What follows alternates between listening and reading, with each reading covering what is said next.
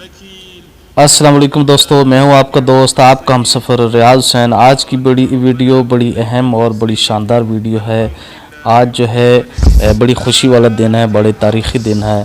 آیا صوفیہ مسجد جو ہے طیب اردگان آج 24 تاریخ کو اس مسجد میں گئے، تلاوت قرآن پاک بھی کی اور اس مسجد میں جا کر نماز جمعہ بھی ادا کی۔ یہ تاریخ کا شاندار دن ہے۔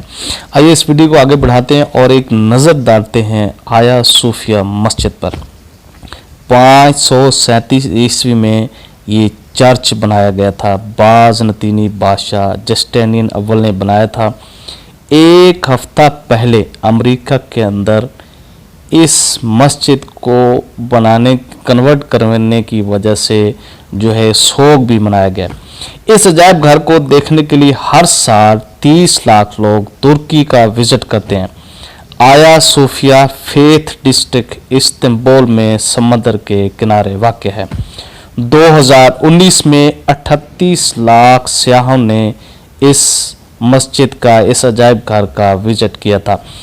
آیا صوفیہ میں 86 سال بعد اللہ اکبر کی صدائیں دی گئی ہیں۔ آیا صوفیہ مسجد کی تبدیلی 1453 عیسوی میں سلطنت عثمانیہ کے دور میں ہوئی۔ فیتھ ڈسٹرکٹ استنبول میں یہ بنی ہوئی ہے۔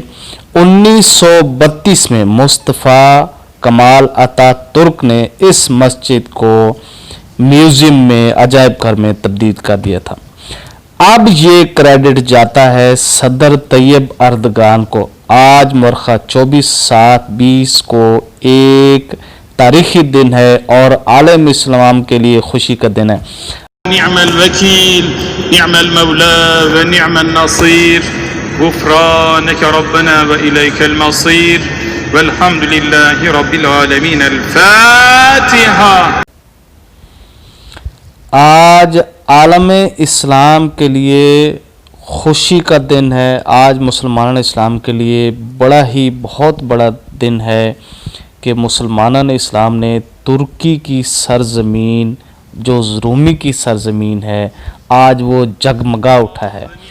ترکی کے جو مسجد ہے ہاگیا صوفیہ، اس کو جو ہے باقاعدہ طور پر آج مسجد بنایا گیا ہے اور اس میں نماز جمعہ ادا کی گئی ہے۔ ترک صدر نے خود نماز پڑھی ہے۔